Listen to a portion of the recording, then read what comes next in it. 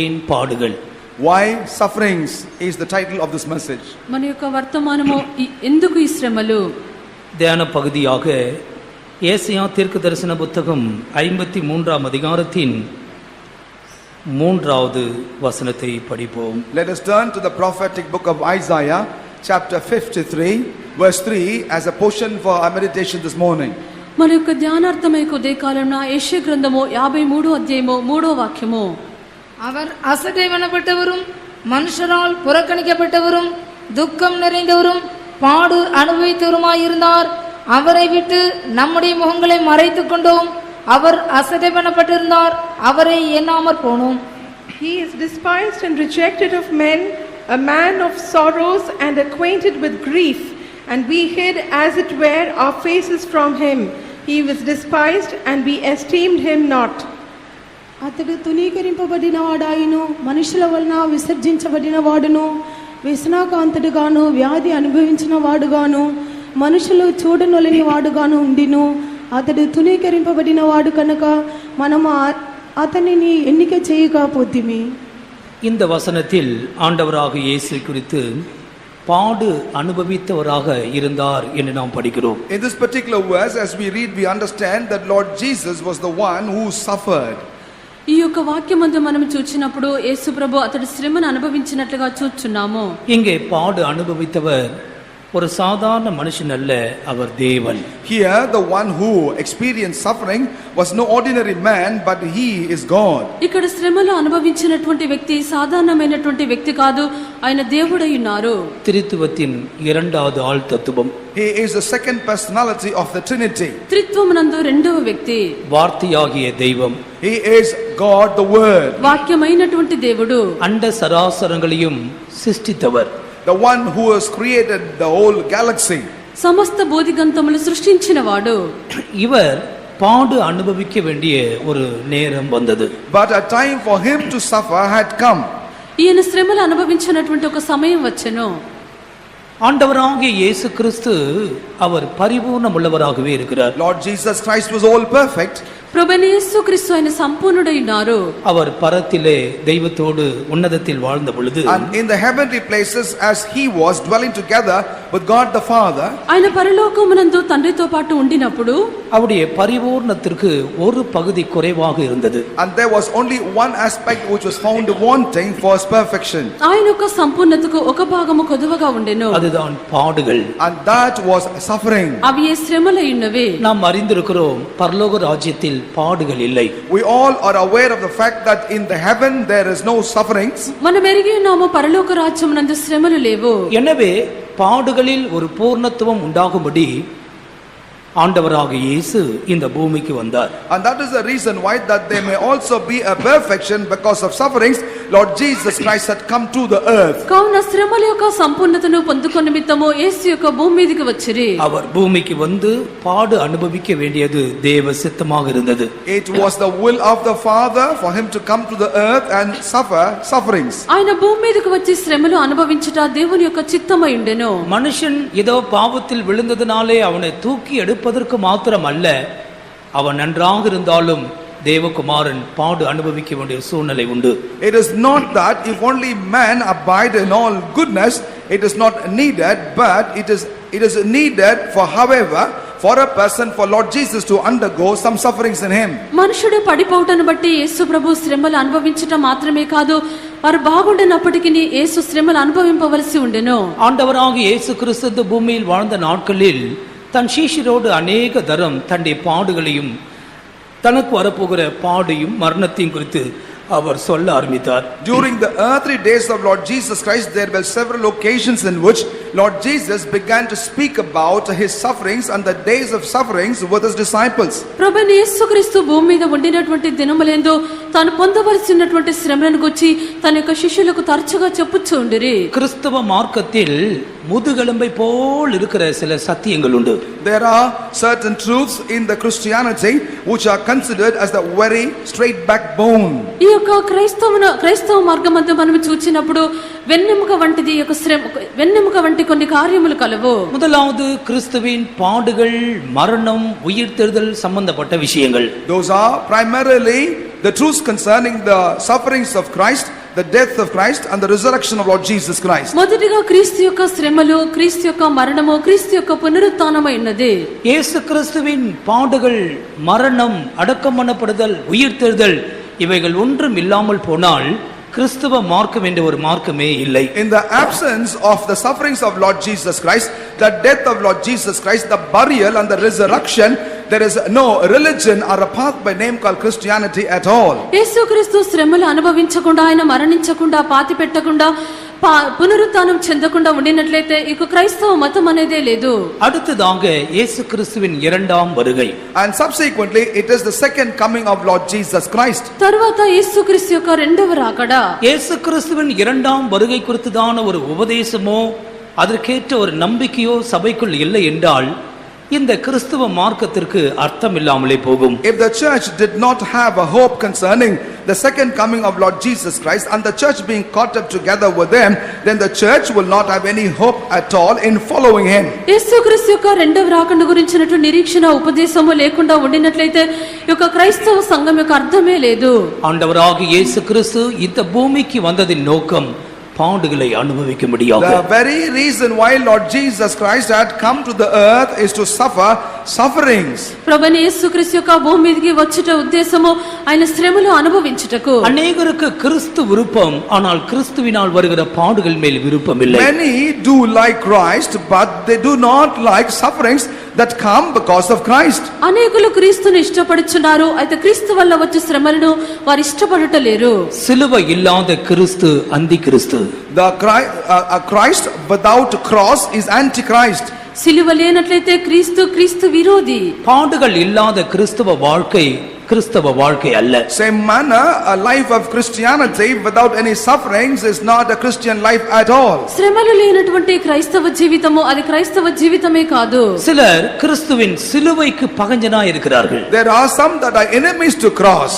కొందరు క్రీస్తు యొక్క సిలువకు శత్రువులై ఉన్నారు. கிறிஸ்துவுக்கு அல்ல, சிலுவைக்கு பகைஞர். Not enemies to Christ but enemies to the cross. వారు క్రీస్తుకు కాదు, క్రీస్తు యొక్క సిలువకు శత్రువులై ఉన్నారు. அதன் அர்த்தம் அவர்களுக்கு ஆண்டவராக இயேசு வேண்டும், ஆனால் இயேசு கிறிஸ்துவின் சிலுவையாகிய நிந்தைகள், உபத்திரவங்கள், பாடுகளோ அவர்களுக்கு வேண்டியதில்லை. The meaning thereof is that they do need Christ, but what they do not need is the cross or the sufferings that come by means of cross in the life. వారికి ప్రభువైన యేసుక్రీస్తు కావాలను, అయితే సిలువైనటువంటి నిందలు, శ్రమలు, కష్టములు వారికి అవసరం లేదు. நாம் கிறிஸ்துவை நேசிக்கிறோம், சிலுவையும் நேசிக்கிறோம். But we on the other hand love both Christ and his cross. మనము క్రీస్తును ప్రేమించున్నాము, సిలువను కూడా ప్రేమించున్నాము. சிலுவையை நேசிக்கிறோம் என்று சொன்னால் ஏதோ ஒரு எழுத்தின் பிரகாரமான சிலுவை வாங்கி வீட்டில் வைத்து பூஜித்து அதை மாலையாக அணிந்து கொண்டிருக்கிறதல்ல நான் சொல்லுகிறது. When I say about loving cross, I don't mean to say that to buy a piece of a cross and decorate that in our house or to hang it around our neck as a garland. సిలువను మేము ప్రేమించున్నామని చెప్పినప్పుడు ఏదో ఒక సిలువను కొని ఇంటిలో ఉంచుకొని దాన్ని అలంకరించి పూమాలలు వేసి పూజించుట కాదు. ஆண்டவராக இயேசு கிறிஸ்துவின் மேல் இருக்கிற அன்பின் நிமித்தமாய் வருகிற நிந்தைகள், உபத்திரவங்கள், பாடுகள் வழியாய் சந்தோஷத்தோடு அதை நேசித்துக் கொண்டு போவதுதான் சிலுவையை நேசிப்பது. For us to say to love cross is for us to love the sufferings, the pain and also the problems that come because of the love that we have upon Christ and joyfully pass through that path is called as loving cross. సిలువను ప్రేమించుట అని చెప్పినప్పుడు ప్రభువైన యేసుక్రీస్తు నిమిత్తము మనకు వచ్చినటువంటి నిందలు, అవమానములు, శ్రమల మార్గమందు సంతోషముతో వెళ్ళుటై ఉన్నది. ருமேனிய தேசத்திலே ஒரு வாலிப பெண் இருந்தாள். In Romania there was a young girl. Romania దేశమునందు ఒక బాలిక ఉండెను. அவள் ஒரு பக்தி உள்ள தேவனுடைய பிள்ளை. And she was a very devout child of God. ఆమె భక్తి కలిగినటువంటి ఒక దేవుని బిడ్డ. அந்த தேசம் கம்யூனிச பொது உடைமை கட்சிக்கு சேர்ந்தது. அந்த ஆட்கள் ஆட்சி செய்தார்கள். And that land came under the control and the authority and the governance of communists. ఆ యొక్క దేశమును కమ్యూనిస్ట్ వారు ఆ యొక్క దేశమును పరిపాలించేవారుగా ఉండిరి. அங்குள்ள ரகசிய போலீசார் இவளை எப்படியாவது கைது செய்து துன்புறுத்த வேண்டும் என்று தீர்மானித்தார்கள். The secret police of that land somehow or the other attempted to frame her in charges, they may arrest and torture. అక్కడ ఉండినటువంటి రహస్య పోలీసులు ఏ విధము చేతనే ఆమెను బంధించి హింసించవాలని చెప్పి తలంచినారు. அதற்கேற்ற சந்தர்ப்பத்தை எதிர்பார்த்து கொண்டிருந்தார்கள். And they were therefore waiting for a right opportunity. దానికి తగినటువంటి సందర్భమును ఎదురు చూచుండిరి. அதற்கேற்றது போல ஒரு சந்தர்ப்பம் வந்தது. And they also had a right occasion. దానికి తగినట్లుగానే ఒక సందర్భం వచ్చెను. இவளுக்கு விவாக நாள் நிச்சயிக்கப்பட்டு விவாகம் நடக்குகிறதான அந்த நாள் வந்தது. Wedding day was appointed for her and the day of the marriage had come.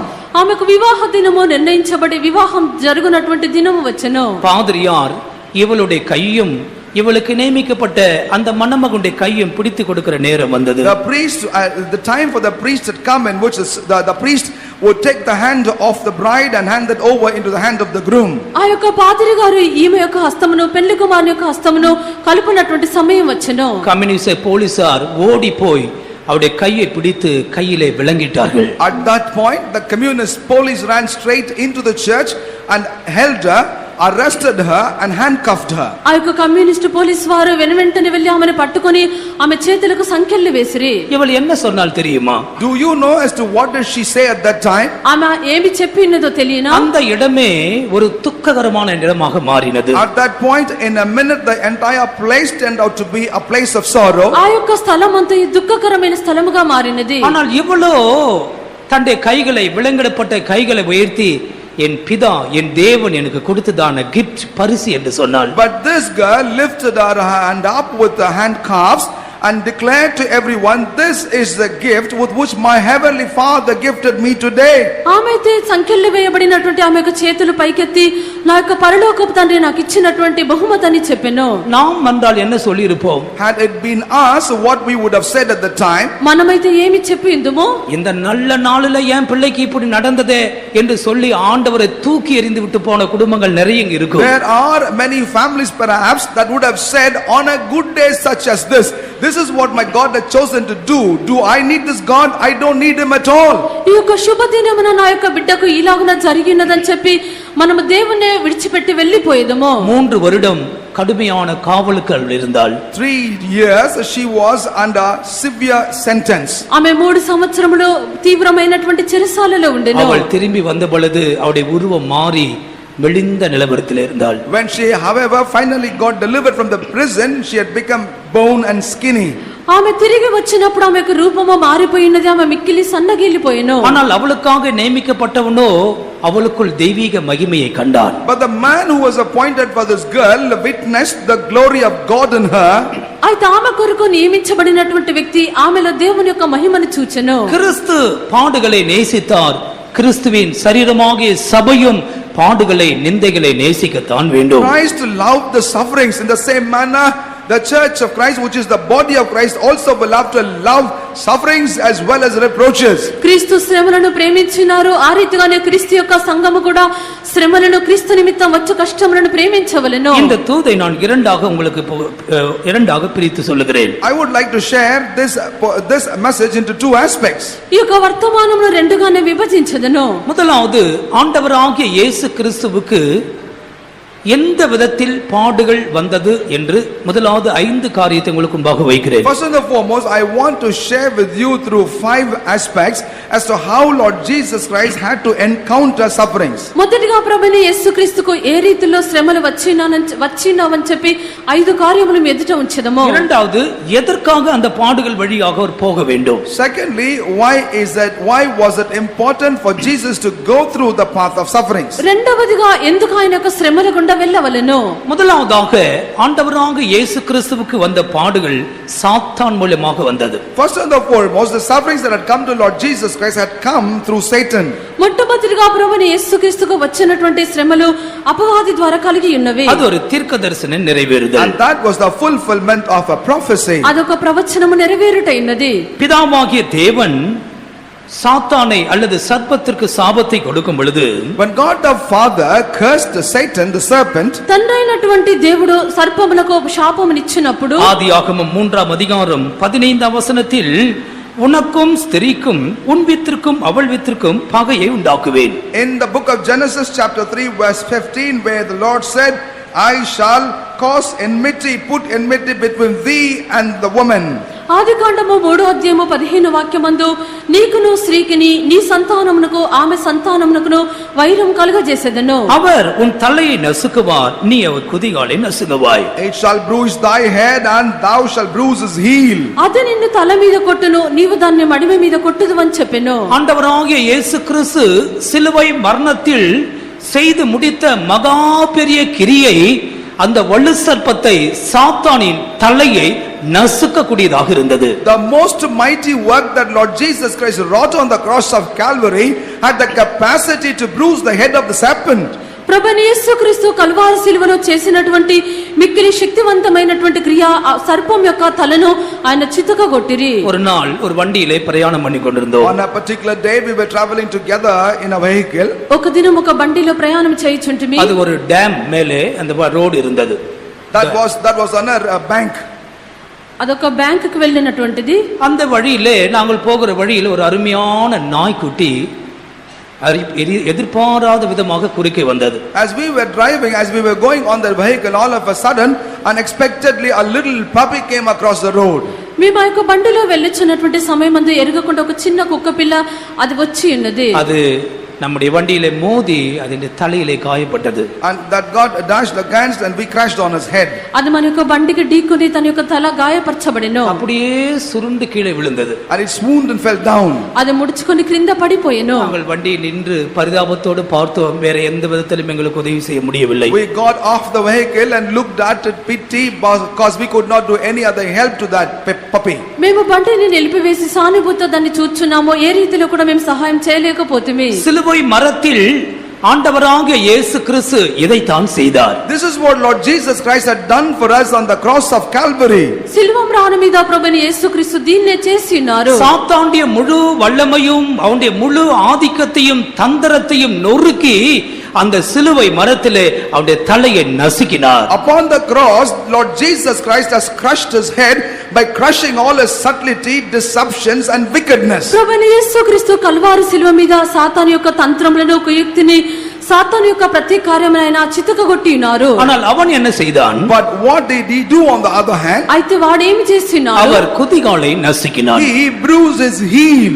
అతని యొక్క మడిమ మీద కొట్టెను. அதற்கு மேல் அவனுக்கு ஒன்றும் செய்ய முடியாது. Beyond that he could not do anything. దానికి పైన అతడు ఏమీ చేయలేడు. எனவேதான் ஆண்டவராகிய இயேசு கிறிஸ்துவின் ஊழிய நாட்களிலே அவன் அவரை சோதித்தான் என்று படிக்கிறோம். And that is the reason why we read in the days of the ministry of the Lord he tempted the Lord. కావున ప్రభువైన యేసుక్రీస్తు యొక్క సేవ దినములందు అపవాది అతన్ని శోధించనని చూచున్నాము. மத்தேயு சுவிசேஷத்தின் 4:1 படிக்கும் பொழுது அவர் பிசாசினால் சோதிக்கப்பட்டார் என்று படிக்கிறோம். In Matthew's Gospel chapter 4 verse 1, as we read, we note that he was tempted by the Satan. మత్తయి సువార్త 4వ అధ్యాయము మొదటి వాక్యమందు ఆయన అపవాది చేత శోధింపబడెను. இதை லூக்கா சுவிசேஷகன் எழுதும் பொழுது The same thing was when the same thing was narrated by Luke. ఈ యొక్క విషయమును లూకా సువార్తలో చూచినప్పుడు லூக்கா 4ஆம் அதிகாரம் 13ஆம் வசனத்தில் முதல் கட்டமான இந்த சோதனைகள் முடிந்த பிற்பாடு சில காலம் அவரை விட்டு விலகி போனான் என்று 4:13 படிக்கிறோம். In Luke's Gospel chapter 4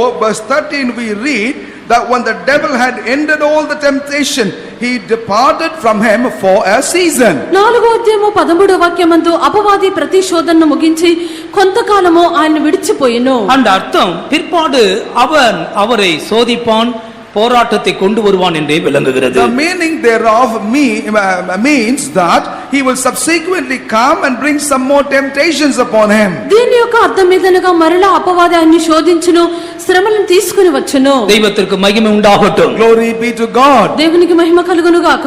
ஆண்டவராகிய இயேசு கிறிஸ்துவை பிசாசானவன் உபத்திரப்படுத்தினான், தொல்லை கொடுத்தான், பாடுகளுக்கு உட்படுத்தினான். ஆனாலும் அவருடைய குதிகாலை மாத்திரமே அவனால் தொட முடிந்தது. That is how devil tortured, brought forth pain and grief and sorrow upon Lord Jesus Christ. Nevertheless, with all that he could only bruise the heel of the Lord. ప్రభువైన యేసుక్రీస్తుకు అపవాది శ్రమలను కలుగజేసినది, శోధించినది, అయితే ఆయన ఒక మడిమను మాత్రమే ముట్టగలిగెను. அந்த அர்த்தம் அவருடைய சரீரத்தை மாத்திரமே அவனால் தொட முடிந்தது. The implication of that is he could only touch his body. దాని యొక్క అర్థం ఏదనగా ఆయన యొక్క శరీరమును మాత్రమే ముట్టగలిగెను. இந்த பாடுகள் நமக்கும் உண்டு. We also have these sufferings. ఈ యొక్క శ్రమలు మనకు కూడా కలవు. தேவ ஜனங்களை இந்த சாத்தானும் பலபலங்களிலே சோதிப்பான், பாடுகளுக்கு உட்படுத்துவான். This very Satan will tempt the children of God and subject them to several different types of difficulties. దేవుని యొక్క జనులను పలు రీతిలో శోధించును, శ్రమలను కలిగించును. பரிசுத்த பவுல் தன்னுடைய சரீரத்தில் கொடுக்கப்பட்ட முள்ளை குறித்து சொல்லும் பொழுது அது சாத்தானின் முள், ஒரு தூதன் என்று சொல்லுகிறார். And that is the reason why while Saint Paul was writing about the thorn in his flesh, he said that that is an angel of Satan. పరిశుద్ధుడైన పౌలు తన శరీరమందు ఇవ్వబడినటువంటి ముళ్ళను గురించి అది సాతాను యొక్క దూత అని చెప్పెను. యోబు శోధిக்கப்பட்ட பின் பொன்னாக விளங்கினான். And Job after the trial had turned out to become a pure gold. యోబు శోధింపబడిన పిమ్మట శుద్ధ సువర్ణముగా మారెను. சாத்தான் பலவிதமான பாடுகளை, நிந்தகளை, நெருக்கங்களை கொண்டு வந்தாலும் சாத்தானுடைய தலையை நசுக்கின கிறிஸ்து இயேசு நம் ஒவ்வொருவருக்கும் ஜெயம் கொடுக்க உண்மையுள்ளவராய் இருக்கிறார் என்று இந்த சத்தியத்தை நாங்கள் உங்களுக்கு அறிவிக்கிறோம். And that is the reason why today we declare the truth regardless of the fact that the devil may bring forth many different types of pain, anguish and reproach upon us, but then our Lord Jesus Christ who crushed the head of the devil on the cross is with us to give us the self same victory. అపవాది మనకు విరోధముగా పలు నిందలు, అవమానములు, శ్రమలు, శోధనలు మనకు తెచ్చినప్పటికీ ప్రభువైన యేసుక్రీస్తు కల్వారి శిలువ మీద సాతాను యొక్క తలను చితకద్రొక్కి మనకు విజయమును ఆయన అనుగ్రహించున్నారు. இரண்டாவதாக, Secondly, రెండవదిగా இயேசு கிறிஸ்துவின் சுய ஜனத்தினால் அவர் அனுபவித்த பாடுகள். and the sufferings that Lord Jesus suffered because of his own people. యేసుక్రీస్తు యొక్క తన యొక్క స్వజనుల ద్వారా వచ్చిన శ్రమలు అనుభవించుట. இதுதான் மத்தேயு சுவிசேஷம் 16ஆம் அதிகாரம் 21ஆம் வசனத்தில் படிக்கிறோம். We can read about that in Matthew's Gospel chapter 16 verse 21. దీనిని గురించి మనం మత్తయి సువార్త 16వ అధ్యాయము 21వ వాక్యమును చదువుచున్నాము. அது முதல் இயேசு தாம் எருசலேமுக்கு போய் மூப்பராலும் பிரதான ஆசாரியராலும் வேதபாரகராலும் பல பாடுகள் பட்டு கொலையுண்டு மூன்றாம் நாளில் எழுந்திருக்க வேண்டும் என்பதை தம்முடைய சீஷர்களுக்கு சொல்லத் தொடங்கினார். From that time forth began Jesus to show unto his disciples how that he must go unto Jerusalem and suffer many things of the elders and chief priests and scribes and be killed and be raised again the third day. இந்த மூப்பர், பிரதான ஆசாரியர், வேதபாரகர் என்று சொல்லுகிறவர்கள் அவருடைய சொந்த ஜனங்கள்தான். The elders, the chief priests and the scribes are none but his own people. ఇక్కడ పెద్దలు, ప్రధాన యాజకులు, శాస్త్రులు అని చెప్పినప్పుడు ఆయన యొక్క సొంత జనులైనారు. அந்த ஆண்டவராகிய இயேசு கிறிஸ்து அந்த சொந்த ஜனங்களுக்காக வந்தார். அவர்களோ அவரை ஏற்றுக்கொள்ளவில்லை. Lord Jesus Christ had come for his own, but then his own did not accept him. ప్రభువైన యేసుక్రీస్తు తన యొక్క స్వజనుల నిమిత్తం వచ్చెను, అయితే వారు ఆయన అంగీకరించలేదు. எழுத்தின் பிரகாரமாக இயேசு ஒரு யூத வம்சத்தில் பிறந்தார். அவர் யூதர்களோ அவரை ஏற்றுக்கொள்ளவில்லை. Literally Lord Jesus was born in the nation of Jews, but the Jews did not accept him. అక్షర ప్రకారముగా యూద వంశమునందు యేసు జన్మించిరి, అయితే యూదులు ఆయన అంగీకరించలేదు. இவர்கள் அவரை அவமானப்படுத்தினார்கள். They despised him.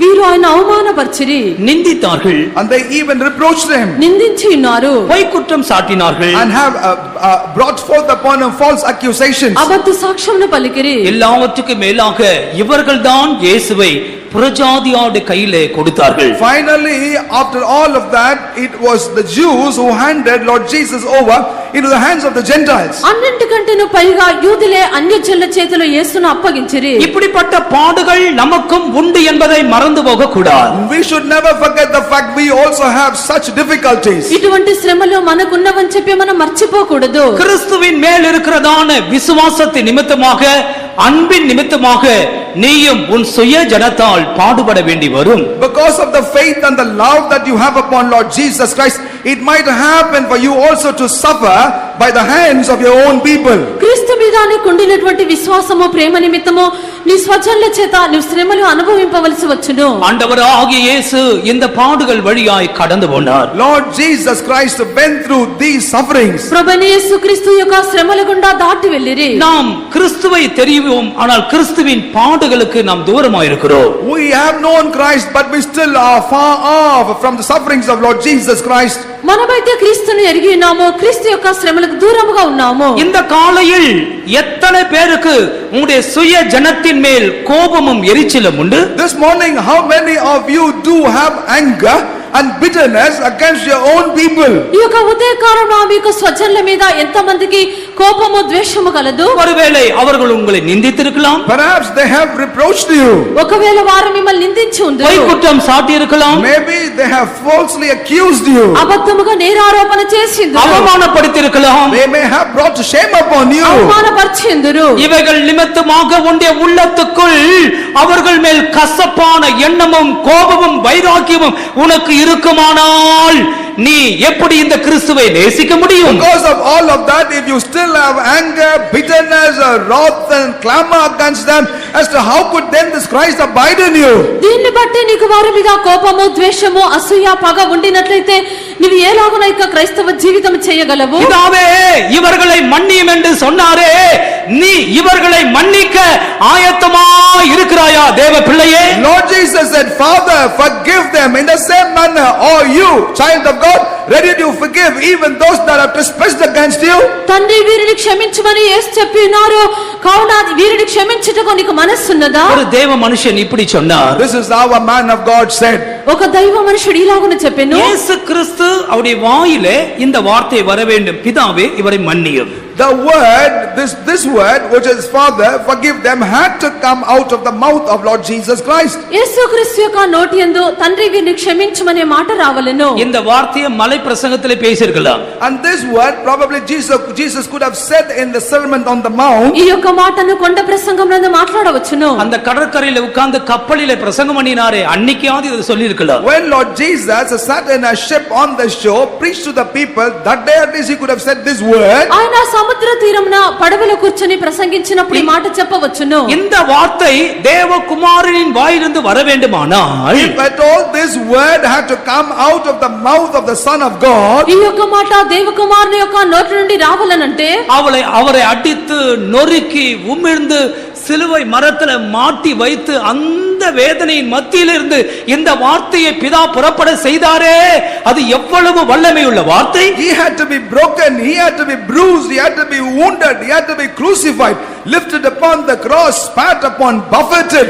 At that moment God the Father made this word to come out of the mouth of Jesus. Imagine as to how great our God is. ఆయన బ్రద్దలు చేసి ఆయన నలగొట్టి కల్వారి శ్రమలకు అప్పగించి సిలువలో వేలాడ చేసి శ్రమల మధ్యలో ఆయన నోటి నుండి యొక్క మాటను తెప్పించుట తండ్రి యొక్క గొప్ప పని ఉన్నది. இயேசு கிறிஸ்து தன் சொந்த ஜனத்தால் பாடுகளை அனுபவித்தார். That is how Lord Jesus suffered because of his own people. యేసుక్రీస్తు తన యొక్క స్వజనుల చేత శ్రమలు అనుభవించెను.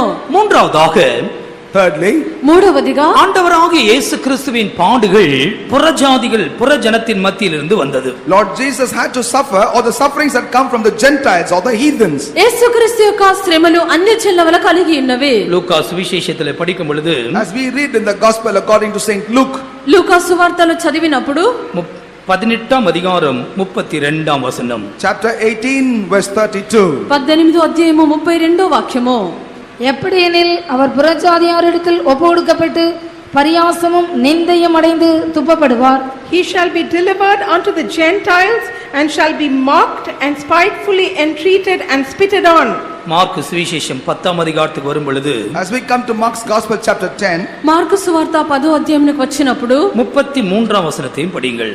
verse 33. 33వ వాక్యము, இதோ எருசலேமுக்கு போகிறோம், அங்கே மனுஷகுமாரன் பிரதான ஆசாரியரிடத்திலும் வேதபாரகரிடத்திலும் ஒப்புக்கொடுக்கப்படுவார். அவர்கள் அவரை மரண ஆக்கினைக்குள்ளாக தீர்த்து புறதேசத்தாரிடத்தில் ஒப்புக்கொடுப்பார்கள். Behold, we go up to Jerusalem, and the Son of Man shall be delivered unto the chief priests and unto the scribes, and they shall condemn him to death and deliver him unto the Gentiles. ஆண்டவருக்கு ஸ்தோத்திரம். Praise be to the Lord. ప్రభువుకు స్తోత్రము. இந்த வசனங்களில் நாம் என்ன படிக்கிறோம்? What do we read in these verses? ఈ వాక్యములందు మనం ఏం చదువుచున్నాము? ஆண்டவராகிய இயேசு கிறிஸ்து புற ஜாதிகள் புற ஜனங்கள் மத்தியிலே அவர் பாடுகளை அனுபவிக்க வேண்டியிருந்தது. It was appointed for Lord Jesus Christ to suffer in the midst of the Gentiles. ప్రభువైన యేసుక్రీస్తు అన్య జనుల మధ్యలో శ్రమలు అనుభవింపవలసి ఉండెను. இந்த புற ஜாதிகள் யார்? Who are these Gentiles? ఈ యొక్క అన్య జనులు ఎవరై ఉన్నారు? அந்த நாட்களிலே ஆட்சி செய்த ரோமர்கள் என்று கூட எடுத்துக்கொள்ளலாம். And we can consider them as the rulers who are from the Romans then. ఆ యొక్క దినములందు పరిపాలించినటువంటి రోమియులై ఇందురు. அங்கு இருந்த போர் சேவகர்கள், And those are the soldiers. అక్కడ ఉండే ఉండినటువంటి సేవకులు இவர்கள் அவரை பரியாசம் பண்ணினார்கள். And they mocked at the Lord Jesus. వీరు ఆయన అపహసించిరి, வாரினால் அடித்தார்கள், And they also they whipped them. కొరడాలతో కొట్టి ఉన్నారు, சிலுவையிலே அறைந்தார்கள், And they crucified him on the cross. ఆయన సిలువ వేసి ఉన్నారు, துன்பப்படுத்தி கொலை செய்தார்கள். And they tortured and then they killed him. ఆయన హింసించి చంపి ఉన్నారు. கர்த்தருக்கு மகிமை உண்டாகட்டும். Glory be to the Lord. దేవునికి మహిమ కలుగును గాక. மனுஷகுமாரன் பாவிகளான மனுஷர் கையிலே ஒப்பு கொடுக்கப்படுவார். That is how Son of Man will be handed over into the hands of men who are sinners. మనుష్య కుమారుడు పాపుల చేత మనుషుల చేతికి అప్పగించబడును. இந்த தேவ குமாரன் கடந்து போன பாதையை தேவ பிள்ளையே நீ கவனித்து பார். Child of God, please consider the path of the Son of Man that he had gone through. దేవుని యొక్క బిడ్డ యొక్క దేవుని కుమారుడు దాటి వెళ్ళినటువంటి మార్గమును గమనించి చూడుము. பரிசுத்தமுள்ள தேவ குமாரனை இந்த பாவிகள் அடித்து நொறுக்கி பாடுகளுக்கு உட்படுத்தினார்கள். That holy Son of God was tortured, beaten, buffeted, and that's how the men of sin surrendered him unto sufferings. ఈ యొక్క పరిశుద్ధమైనటువంటి దేవ కుమారుణ్ణి ఈ యొక్క పాపులుగా ఉండినటువంటి మనుషులు అతన్ని హింసించినారు. ஒரு தேவனுடைய பிள்ளைக்கு குணப்படாத பிரஜாதி மனுஷர்கள் மத்தியில் இருந்தும் அவனுக்கு பாடுகள் உண்டு என்பதை மறந்து போக கூடாது. Therefore the child of God will not have to forget the fact that from the unsaved Gentiles there also will be sufferings. ఒక దేవుని యొక్క బిడ్డకు రక్షణ లేనటువంటి అన్యజనుల ద్వారా శ్రమలు ఉన్నవని చెప్పి మర్చిపోకూడదు. இந்த அடித்தவர்கள் குத்தினவர்கள் எல்லாரையும் மறைமுகமா ஆண்டவர் லிஸ்ட் எடுத்து நான் உயிர்த்தெழுந்த விற்பாடு உங்களை எல்லாரும் பார்த்துக்கிறேன்னு அவர் சொல்லவே இல்லை. The Lord Jesus did not say that he has taken a secret list of all these people who did all this harm and told them at the end, at the time of resurrection, I will have a look at you. ఆయనను కొట్టిన వారిని గురించి హింసించిన వారిని గురించి వారి యొక్క పట్టికను తీసుకుని నేను పునరుత్థానుడు అయిన తర్వాత మిమ్మల్ని చూచుకునేదని చెప్పలేదు. இந்த வாழ்க்கையை தான் கர்த்தர் என்னிடத்திலும் உங்களிடத்திலிருந்து எதிர்பார்க்கிறார். This is a self same life is what our Lord expects from you and from me. ఈ యొక్క మాటనే ప్రభు మీ యొద్ద నుండి నా యొద్ద నుండి ఎదురు చూస్తున్నారు. பழி வாங்குதல் நமக்குரியதல்ல, அது தேவனுக்குரியது. Vengeance is not ours, that belong to God. పగ తీర్చుకొనుట మన పని కాదు, అది దేవుని యొక్క పని అయ్యున్నది. தெய்வத்திற்கு மகிமை உண்டாகட்டும். Glory be to God. దేవుని నామమునకు మహిమ కలుగును గాక. உன்னுடைய வாழ்க்கையிலே பிரஜாதிகள் மத்தியிலிருந்து உனக்கு உபத்திரம் உண்டாகுமானால் நீ அந்த இடத்தில் கிறிஸ்துவின் அன்பை காண்பிக்கத்தான் வேண்டும். If at all you also experience sufferings from the hands of the Gentiles, even in that place you need to display the love of God to them. నీ యొక్క జీవితమునందు అన్యజనుల మధ్య నుండి నీకు శ్రమలు కలుగుచుండినట్లయితే నువ్వు అక్కడ క్రీస్తు యొక్క ప్రేమని బయలుపరచవలెను. நான்காவதாக, Fourthly, నాలుగవదిగా ஆண்டவராகிய இயேசு கிறிஸ்துவின் பாடுகள் தன் சொந்த சீஷர்கள் மத்தியில் இருந்து தேவனுக்கு வந்தது. the sufferings of Lord Jesus Christ also had come from the midst of his own disciples. ప్రభువైన యేసుక్రీస్తు యొక్క శ్రమలు ఆయన యొక్క సొంత శిష్యుల మధ్య నుండే వచ్చెను. யூதாஸ் அவரை காட்டி கொடுத்தான். Judas betrayed him. యూదా అతన్ని అప్పగించెను. கர்த்தருக்கு மகிமை உண்டாகட்டும். Glory be to God. దేవునికి మహిమ కలుగును గాక. முத்தத்தினாலே இந்த யூதாஸ் தேவகுமாரனை காட்டி கொடுத்தான். By means of a kiss, Judas betrayed the Son of God. ముద్దు పెట్టుకొని యూదా ఈ యొక్క దేవకుమారుణ్ణి అప్పగించెను. வார்த்தைகளினாலே பேதுரு அவரை மறுதலித்தார். Using words, Peter denied him. మాటల చేత పేతురు ఒప్పుకొని ఆయన్ని ఎరుగనని చెప్పెను. அது மாத்திரமல்ல, Not only that, అంత మాత్రమే కాదు, மத்தேயு சுவிசேஷம் 26ஆம் அதிகாரம் 56ஆம் வசனத்தை படிக்கும் பொழுது as we read Matthew's Gospel chapter 26 verse 56, మత్తయి సువార్త 26వ అధ్యాయము 56వ వాక్యం చదివినప్పుడు இயேசு கிறிஸ்துவின் பாடுகள் வேளையில் எல்லாரும் அவரை விட்டு ஓடி போனார்கள் என்று படிக்கிறோம். we read at the time of sufferings of Lord Jesus Christ, everyone departed from him. క్రీస్తు యొక్క శ్రమల సమయమందు అందరూ ఆయన్ను విడిచి పారిపోయిరి. மார்க்கு சுவிசேஷம் 14ஆம் அதிகாரத்தில் மற்றொரு நபரை குறித்து படிக்கிறோம். In Mark's Gospel chapter 14, we read about another person. Mark సువార్త 14వ అధ్యాయమందు మరొక వ్యక్తిని గురించి చదువుచున్నాము. 51, 52 ஆகிய வசனங்களை படிக்கும் பொழுது ஒரு வாலிபன் தன் வஸ்திரத்தை விட்டு நிர்வாணியாய் ஓடினானாம். In verses 51, 52, we read that there was a youth who left his garments behind and ran naked. 51, 52 వాక్యములందు చదివినప్పుడు ఒక యవనస్తుడు తన యొక్క నారబట్ట విడిచి దిగంబరుడై పారిపోయెను. ஆண்டவராகிய இயேசு கிறிஸ்து கடந்து போன பாடுகளை கவனித்து பாருங்கள். That is how consider the path of sufferings Lord Jesus Christ been through. ప్రభువైన యేసుక్రీస్తు వెళ్ళినటువంటి శ్రమలను చూడుడి. பாடுகளை சகித்த அவரையே நோக்கி பார்க்க வேண்டுமாம். And we also therefore asked to look only unto him who endured sufferings. శ్రమలను సహించినటువంటి ఆయనే మనము తేరి చూడవలెను. நம்மை நேசித்த யாராவது நேசிக்காமல் போனால் உடனே நாம் குழம்பி போகிறோம். If there is someone who loved us for a long time suddenly stopped loving us, we get confused. మనల్ని ప్రేమించినటువంటి వారు ఒకవేళ వారు ప్రేమించకుండా పోయినట్లయితే వెంటనే మనము కలత చెందుచున్నాము. தேவ பிள்ளையே, தேவகுமாரன் கடந்து போன பாதையை பார். Child of God, consider the path the Son of God been through. దేవుని యొక్క బిడ్డ, దేవుని కుమారుడు పోయినటువంటి మార్గమును చూడుము. விற்று போட்டார்கள், காட்டி கொடுத்தார்கள், ஓடி போனார்கள். இவைகள் எல்லாம் தன்னுடைய மனதிலே அவருக்கு பாரமாய் பாடுகளாக இருந்தது. They sold them, they betrayed them, they ran away from him. All these things were but a burden or a pain in his mind. అమ్మి వేసినారు, అప్పగించినారు, పారిపోయినారు. ఇవన్నీ ఆయన యొక్క మనసులో వేదన అయినవే. இந்த பாடுகள் நமக்கு அவசியம். Therefore we are also in need of such sufferings in our life. ఇటువంటి శ్రమలు మనకు అవసరమైనవి. நாமும் இந்த வழியாய் போகத்தான் வேண்டும். We also are called to go through this path. మనము కూడా ఈ యొక్క మార్గము గుండా వెళ్ళవలెను. தேவ பிள்ளையே, அதை நாம் விரும்ப வேண்டும், நேசிக்க வேண்டும். Child of God, we need to desire and like that. దేవుని యొక్క బిడ్డ, వీటిని మనము వాంఛించవలెను, ప్రేమించవలెను. இதை எல்லாவற்றுக்கும் மேலாக கடைசியாக ஒரு பாடுகள் உண்டு. Above all these things there still is a higher order of suffering. వీటన్నింటికంటే పైగా చివరి ఒక శ్రమ గలదు. ஏசாயா 53:10 நாம் என்ன படிக்கிறோம்? What do we read in Isaiah chapter 53 verse 10? యెషయా గ్రంథము 53వ అధ్యాయము 10వ వాక్యమందు ఏమి கர்த்தரோ చదువుచున్నాము? அவரை நொறுக்க சித்தமாகி அவரை பாடுகளுக்கு உட்படுத்தினார். It pleased the Father to bruise him, subjected thereafter unto sufferings. అతన్ని నలగొట్టుటకు యెహోవాకు ఇష్టమైనో ఆయన అతనికి వ్యాధి కలుగజేసెను. எனவே இதனுடைய சாராம்சம் என்ன? Therefore, what is the crux of this? కావున దీని యొక్క సారాంశం ఏమిటి? கர்த்தர் அவரை நொறுக்கினார், அவரை பாடுகளுக்கு The உட்படுத்தினார். Father bruised him and subjected him to grief. దేవుడు అతన్ని నలగొట్టును, అతనికి శ్రమలు కలుగజేసెను. அருமையான தேவ பிள்ளையே, தன் சொந்த பிதா அவரை பாடுபடுத்தும் பொழுது அவர் பிதாவை நேசித்தார். Beloved child of God, when the own father put him to grief, he still went on to love the father. ప్రియులారా, తన యొక్క సొంత తండ్రి ఆయన శ్రమపరిచినప్పుడు ఆయన యొక్క తండ్రిని ఆయన ప్రేమించిరి. அவர் அந்த வழியில் போக வேண்டியது அவசியமா இருந்தது. It was appointed for him to go through that path. అతడు ఆ యొక్క మార్గము గుండా వెళ్ళుట అవసరమై ఉండెను. கர்த்தரால் உனக்கு ஒரு சிட்சையோ, கர்த்தரால் உனக்கு ஒரு நொறுக்குதல் வரும் பொழுது நீ கர்த்தர் மேல் அன்பா இருப்பாயா?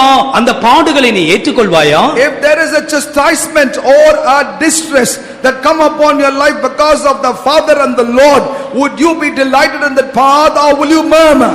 దేవుడు నిన్ను నలగొట్టినప్పుడు, దేవుని యొక్క శిక్షని కలిగినప్పుడు నీవు ఆయన్ను ప్రేమించదవా? பிதா கொடுத்த பாத்திரத்தில் நான் பானம் பண்ணுவேன் என்றவர் சொன்னார். He said, I will drink of the cup which my Father had given to me. నా తండ్రి నాకు ఇచ్చినటువంటి గిన్నెలోనిది నేను త్రాగేదనని చెప్పాను. இதற்காகவே நான் இதற்குள் வந்தேன். It is only for this end I had come into this. ఇందు నిమిత్తమే ఇక గడియకు వచ్చినా అని அவருடைய చెప్పాను. சொந்த பிதா அவரை பாடுகளுக்கு His உட்படுத்தினார். own father put him to grief. అతని యొక్క సొంత తండ్రి ఆయనకు శ్రమలు అనుభవించెను. எனவேதான் வேதத்தில் நாம் என்ன படிக்கிறோம்? And that is the reason why what else we read in the scripture, కావున వాక్యమందు ఏమి చదువుచున్నాము? இம்மைப்பொழுது நான் உன்னை கைவிட்டேன், a twinkling of an eye I forsook you.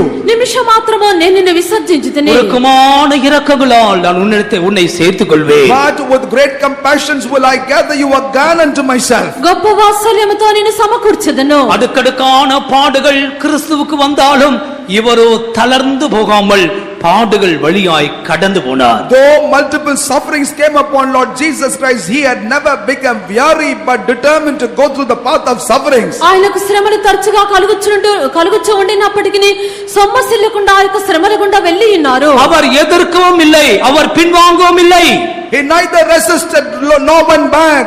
ఆయన వెనుదిరగలేదు, ఆయన వెనుకంజ వేయలేదు. இந்த பாடுகள் எல்லாவற்றுக்கும் கிறிஸ்து தன்னை ஒப்பு கொடுத்தார். Unto all these sufferings Christ had surrendered himself. ఈ యొక్క శ్రమలన్నిటికీ యేసు ప్రభు అప్పగించుకొనిరి. இப்பொழுது இந்த பாடுகளின் அடுத்த பகுதியை குறித்து சொல்லுகிறேன். Now I will share with you about the other aspect of the ఇప్పుడు ఈ యొక్క sufferings. శ్రమల యొక్క మరొక భాగమును గురించి చెప్పెదను. ஏன் இவ்வளவு பாடுகள் இந்த தேவகுமாரன் அனுபவிக்க வேண்டும்? Why the Son of God will have to undergo such great sufferings? ఎందుకు ఇన్ని శ్రమలు ఈ యొక్క దేవుని కుమారుడు అనుభవించవలెను? கிறிஸ்துவுக்குள்ளான பாடுகள் ஒன்றும் வீணாய் போவதில்லை. Because no sufferings of Christ will be in vain.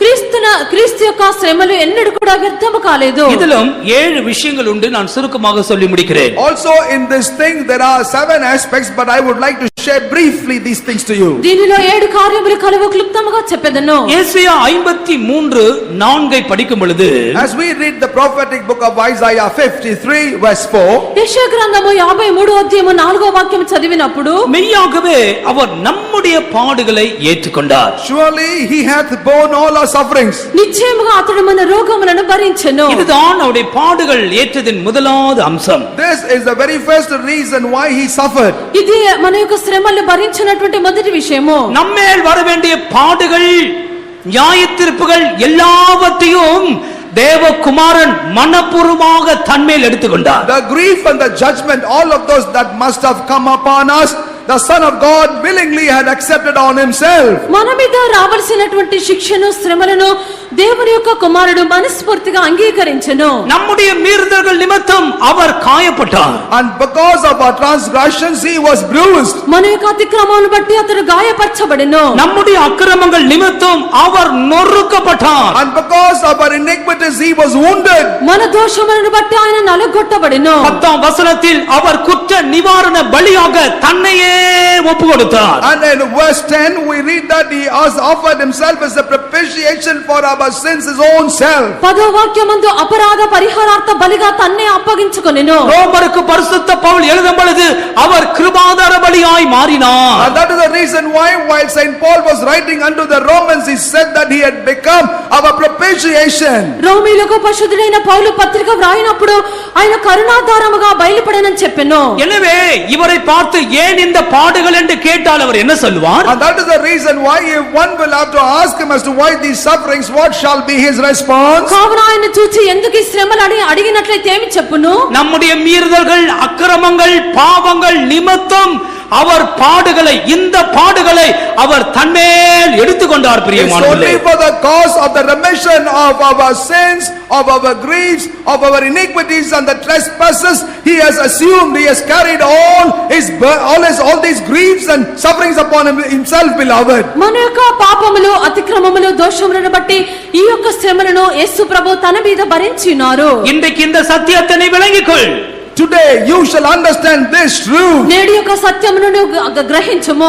ஏன் இவ்வளவு பாடுகள் அவர் அனுபவிக்க வேண்டும்? Why must he suffer so much? ఎందుకు ఇన్ని శ్రమలు యేసు అనుభవించవలెను? நீ அனுபவிக்க வேண்டிய எல்லா உபத்திரவத்தையும் பாடுகளையும் தேவகுமாரன் தன்னுடைய சரீரத்திலே சுமந்தார். All these grief and the sufferings that you had to suffer on your body, the Son of God suffered all of these in his body. నీవు అనుభవించవలసిన ఉపద్రవములు, శ్రమలన్నీ దేవుని యొక్క కుమారుడు తన యొక్క శరీరమందు అనుభవించినారు. இரண்டாவதாக, Secondly, రెండవదిగా எபிரேயர் 2ஆம் அதிகாரத்தின் 18ஆம் வசனத்தை படிக்கும் பொழுது, as we read Hebrews chapter 2 verse 18, Hebrew 2వ అధ్యాయము 18వ వాక్యం చదివినప్పుడు 2ஆம் அதிகாரத்தின் 18ஆம் வசனத்தில் அவர் ஏன் பாடுகளை அனுபவித்தார் என்று மற்றொரு சத்தியத்தை படிக்கிறோம். in chapter 2 verse 18 we read another truth as to why he suffered in his body. 2వ అధ్యాయము 18వ వాక్యమందు ఎందుకు ఆయన శ్రమలు అనుభవించనని చెప్పి చూస్తున్నాము.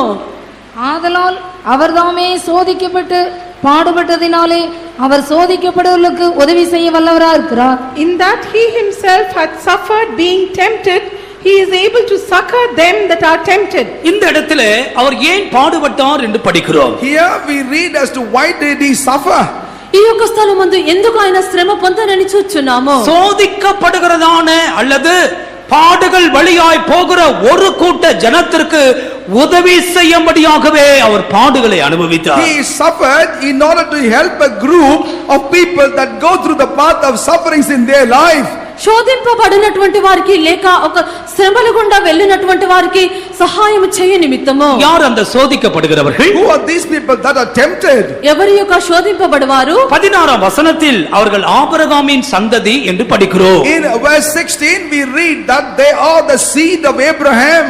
16 వాక్యమందు వారు అబ్రహాం యొక్క సంతానమని చూచున్నాము. அவர் தேவதூதர்களுக்கு உதவியாக கை கொடுக்கவில்லை. He did not extend his hand of help unto the angels. దేవదూతలకు ఆయన సహాయమును చేయలేదు. ஆபிரகாமின் சந்ததிக்கு உதவியாய் கை கொடுக்கிறார். But unto the seed of Abraham he stretched his hand forth. Abraham యొక్క సంతానమునకు ఆయన సహాయం చేయుచున్నారు. ஏன் ஆபிரகாமின் சந்ததி என்று படிக்கிறோம்? Why do we read there as the seed of Abraham? ఎందుకు అబ్రహాం యొక్క సంతానం అని చదువుచున్నాము? ஆதியாகமம் 22 அதிகாரத்தில் நாம் என்ன படிக்கிறோம்? What do we read in the book of Genesis chapter 22? ఆదికాండం 22 అధ్యాయం ఏమి చదువుచున్నాము? ஆபிரகாம் சோதிக்கப்பட்டான். Abraham was tested. అబ్రహాము శోధింపబడెను. தெய்வத்துக்கு மகிமை உண்டாகட்டும். Glory be to God. దేవునికి మహిమ కలుగును గాక. நீ ஒரு ஆபிரகாமா இருந்தால், If you are Abraham, నువ్వు ఒక అబ్రహాముగా உனக்கு ఉండినట్లయితే, ஒரு விசுவாசம் இருக்குமானால், if it is true that you have faith, నీకు ఒక విశ్వాసం ఉండినప్పుడు அந்த விசுவாசத்துக்கு ஒரு பரீட்சை உண்டு. and that faith has a test. ఆ యొక్క విశ్వాసమునకు ఒక పరీక్ష కలదు. இந்த பரீட்சை சோதனை வழியாய் போகிறவர்களுக்கு உதவி செய்யும்படியாய் தேவகுமாரன் பாடுகளை And அனுபவித்தார். everyone that go through this path of temptation and trial, Son of God suffered that he may help them. ఈ యొక్క శోధన శ్రమల గుండా వెళ్ళినటువంటి వారికి సహాయం చేయ నిమిత్తము దేవుని యొక్క కుమారుడు శ్రమ పొందెను. இந்த கிறிஸ்துவ பாதை அநேக சோதனை வழியாய் போகிற பாதை. The path of Christian life is the one that you go through much trials. ఈ యొక్క క్రైస్తవ మార్గము అనేక శోధనల గుండా వెళ్ళినటువంటిది. கிறிஸ்துவின் மேல் இருக்கிறவனுடைய அன்பு சோதிக்கப்படும். The love that you have upon Christ will be tested. క్రీస్తు మీద ఉండినటువంటి ప్రేమ శోధింపబడును. நம்முடைய விசுவாசம் சோதிக்கப்படும். Our faith will be tried. మన యొక్క విశ్వాసము శోధింపబడును. நம்முடைய நம்பிக்கை சோதிக்கப்படும். Our hope will be tried. మన యొక్క నిరీక్షణ శోధింపబడును. ஆபிரகாமுக்கு வந்த சோதனையை பாருங்கள். Consider the trial of Abraham. అబ్రహామున కలిగిన శోధనను చూడుడి. அந்த ஒரே பேரான குமாரனையே பலிபீடத்திலே வைக்க வேண்டி He வந்தது. had to lay his only begotten son upon the altar.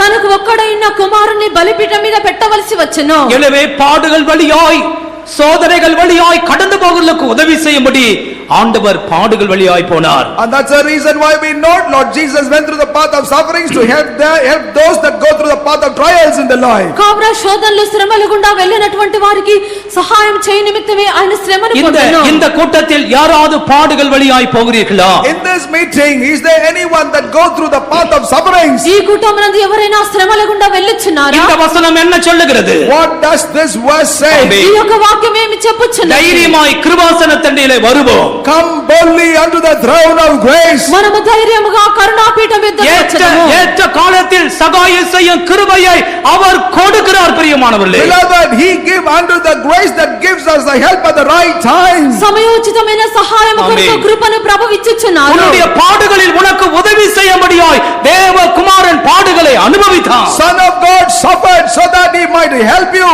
at the time of your sufferings. నీ యొక్క శ్రమల్లో సహాయం చేయ నిమిత్తము దేవుని యొక్క కుమారుడు శ్రమలు అనుభవించినారు. நான் தனிமையாய் பாடுபடுகிறேனே என்று புலம்பாதே. Do not lament thereafter that I am suffering all alone. నేను అధికముగా ఒంటరిగా శ్రమ పడుచున్నానని తలంచకము. உனக்கு உதவி செய்யும்படியாய் இந்த பாடுகள் வழியாய் கடந்து போனார். To help you, he went through this path of sufferings. నీకు సహాయం చేయుటకు యొక్క శ్రమల గుండా వెళ్ళి ఉన్నారు. மூன்றாவதாக, Thirdly, మూడవదిగా நித்திய ரட்சிப்பை நமக்கு கொடுக்கும்படி அவர் பாடுபட்டார். in order to give us everlasting salvation or eternal salvation, he suffered. నిత్య రక్షణ మనకిచ్చే నిమిత్తము ఆయన శ్రమను పొందెను. எபிரேயர் 5 அதிகாரம் 8, 9 ஆகிய வசனங்களை படியுங்கள். Let us read Hebrews chapter 5 verses 8 and 9. Hebrew 5 అధ్యాయము 8 నుండి 10 వరకు.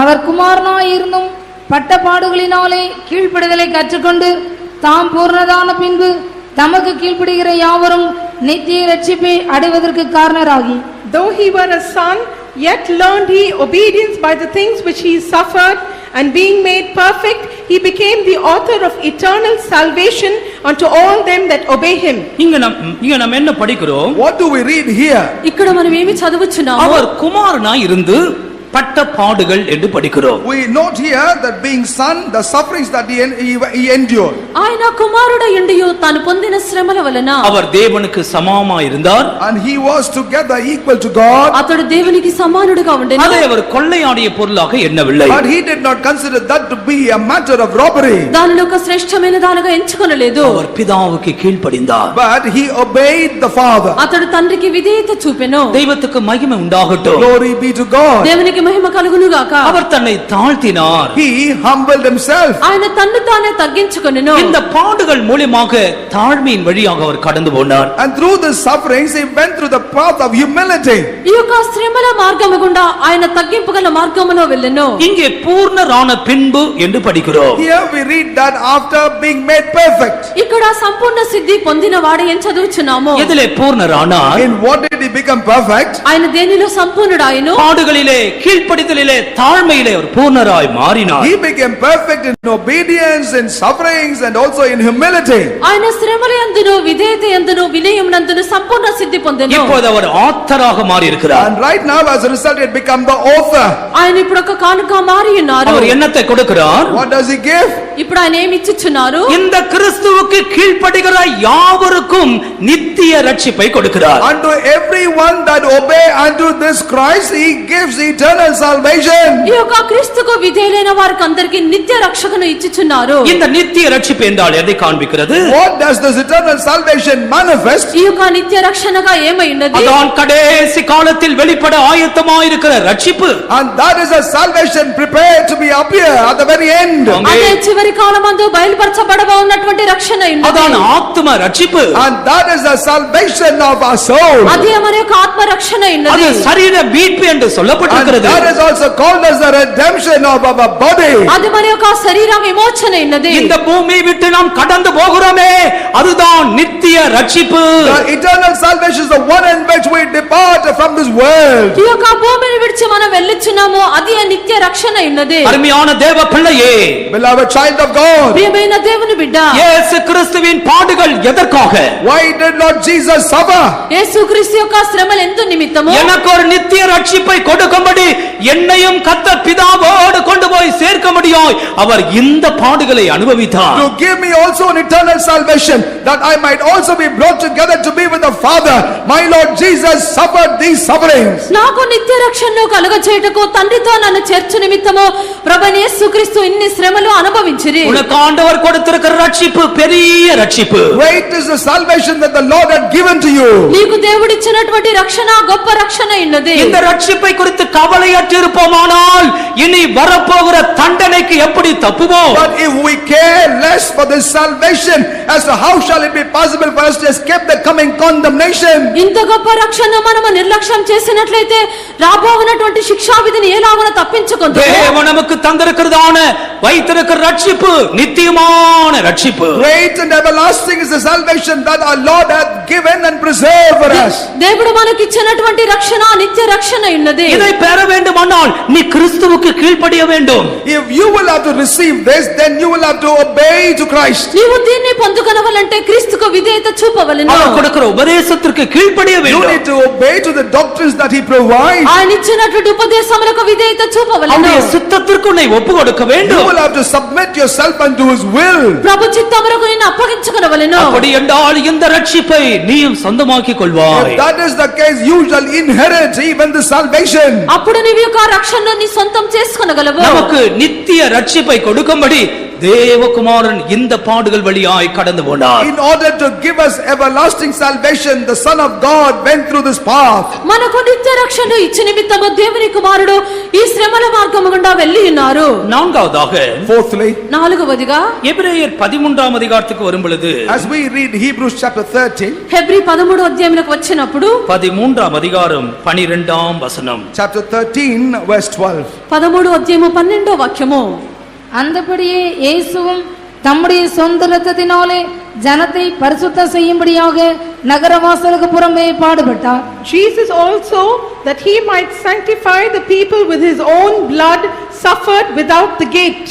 கர்த்தருக்கு ஸ்தோத்திரம். Praise the Lord. ప్రభువుకు స్తోత్రము. இயேசு கிறிஸ்துவின் பாடுகள் எதற்காக என்று படிக்கிறோம். We read as to why Lord Jesus suffered. యేసుక్రీస్తు యొక్క శ్రమలు ఎందుకని చదువుచున్నాము. தந்த சொந்த ரத்தத்தினாலே ஜனத்தை பரிசுத்தப்படுத்தும்படி நகர வாசலுக்கு புறம்பே பாடுபட்டார். That he might sanctify his people. He sanctifies people with his blood he suffered outside the gate. తన స్వరక్తము చేత ప్రజలను పరిశుద్ధపరచుటకై గవిని వెలుపట శ్రమ పొందెను. 10 11 వచనத்திலே ஒரு பலிபீடத்தையும் பலிபொருளையும் படிக்கிறோம். In verses 10 and 11 we read about an altar and also a sacrifice. 10-11 వాక్యమునందు ఒక బలిపీఠమును బలి వస్తువును గురించి இது చదువుచున్నాము. லேவியராகமம் 16 அதிகாரம் 27 வசனத்தில் சொல்லப்பட்ட விஷயங்கள். And these are the matters that are meant in the book of Leviticus chapter 16 verse 11.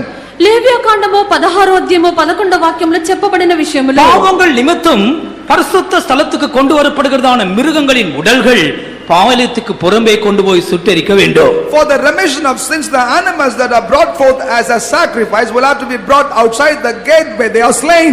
ఈ యొక్క పాపము నిమిత్తము తీసుకుని రాబడినటువంటి జంతువులను వధించిన పిమ్మట వాటి యొక్క చర్మమును గవిని వెలుపటికి తీసుకుని వెళ్ళవలెను. ஆண்டவராகிய இயேசு கிறிஸ்து எருசலேமுக்கு புறம்பே பாடுகளை அனுபவித்தார். That's how Lord Jesus also suffered outside the gate of Jerusalem. ప్రభువైన యేసుక్రీస్తు యెరూషలేమునకు వెలుపల ఆయన శ్రమలు అనుభవించినారు. அவருடைய பாடுகள் ஜனத்தை பரிசுத்தப்படுத்த முடியாக In order that his sufferings will sanctify the men. ఆయన యొక్క శ్రమలు జనులను పరిశుద్ధపరచుటకు. ஏன் இந்த பாடுகள்? Why these sufferings? ఎందుకు ఈ యొక్క శ్రమలు? தேவ பிள்ளையே நம்மை பரிசுத்தமாக்க முடியாய் தேவகுமாரன் பாடுபட்டார். Oh child of God, so to sanctify us, Son of God suffered. దేవుని యొక్క బిడ్డ మనల్ని పరిశుద్ధపరచు నిమిత్తము దేవుని కుమారుడు శ్రమను పొందెను. இந்த பாடுகள் அவர் படவில்லை என்றால் நமக்கு பரிசுத்தமே கிடையாது. If Jesus did not suffer, we have no sanctification at all. ఈ యొక్క శ్రమలు ఆయన పొందకుండా ఉండినట్లయితే మనకు పరిశుద్ధతే లేదు. அவர் தன் சொந்த ரத்தத்தை நமக்காக சிந்தினார். He shed his own blood for us. ఆయన తన యొక్క స్వరక్తమును మన నిమిత్తము చిందించిరి. ரத்தம் சிந்துதல் இல்லாமல் பாவ மன்னிப்பு இல்லை. Without shedding of blood there is no remission of sin. రక్తము చిందింపబడకుండా పాప క్షమాపణ లేదు. இந்த பரிசுத்தத்தை நீ பெற வேண்டுமானால் If at all you need to receive this sanctification, ఈ యొక్క పరిశుద్ధతను నీవు పొందవలనంటే நீயும் அந்த நிந்தையை சுமந்து கொண்டு பாளையத்துக்கு புறம்பே வர வேண்டும். you also will have to bear this reproach and come out of the camp. నీవు కూడా ఆ యొక్క నిందను భరించుచు శిబిరం వెలుపలికి పోవలెను. அதன் அர்த்தம் என்ன? What does this mean? దీని యొక్క అర్థం ఏమిటి? பரிசுத்தமாக்குதலுக்காய் கல்வாரி நோக்கி நீ வர வேண்டும். You need to come unto Calvary for a cleansing. పరిశుద్ధపరచబడ నిమిత్తము కల్వారి యొద్దకు రావలెను. இந்த பாடுகளை நீ தியானிக்க வேண்டும். You need to meditate these sufferings. ఈ యొక్క శ్రమలను ధ్యానించవలెను. தன் சொந்த ஜனத்தை பரிசுத்தப்படுத்தும்படியாய் பாடுபட்டார். In order to sanctify his own people, Lord Jesus suffered. తన యొక్క స్వజనులను పరిశుద్ధపరచు నిమిత్తమే క్రీస్తు శ్రమ పొందెను. தெய்வத்துக்கு மகிமை உண்டாகட்டும். Glory be to God. దేవునికి మహిమ కలుగును గాక. அருமையான தேவனுடைய ஜனமே, Beloved people of God, ప్రియమైన దేవుని జనులారా, இந்த பரிசுத்தம் உன்னுடைய வாழ்க்கையில் தேவையா? do you need the sanctification in your life? ఈ యొక్క పరిశుద్ధత మీ జీవితంలో అవసరమా? தேவனை தேடுகிற யாவரும் பாளையத்துக்கு புறம்பே போனார்கள். And everyone that sought the Lord after went unto the camp outside. దేవుణ్ణి వెతుకునటువంటి ప్రతి ఒక్కరూ శిబిరం వెలుపలికి వెళ్ళిరి. இந்த நாட்களிலே இந்த பரிசுத்தத்தை தேடி தேவ சமூகத்துக்கு வா. Therefore in these days seeking this sanctification from the Lord, come to the presence of God. ఈ దినములందు ఈ యొక్క పరిశుద్ధతను వెతికి నీవు దేవుని యొక్క సన్నిధానమునకు రావలెను. அவருடைய ரத்தம் சகல பாவங்களை நீக்கி நம்மை சுத்திகரிக்க வல்லது. For his blood has the power to cleanse us all from all kinds of sins.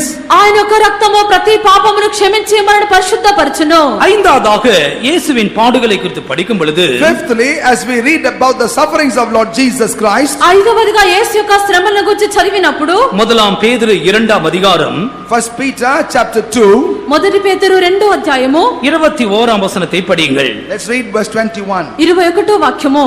இதற்காக நீங்கள் அழைக்கப்பட்டும் இருக்கிறீர்கள்.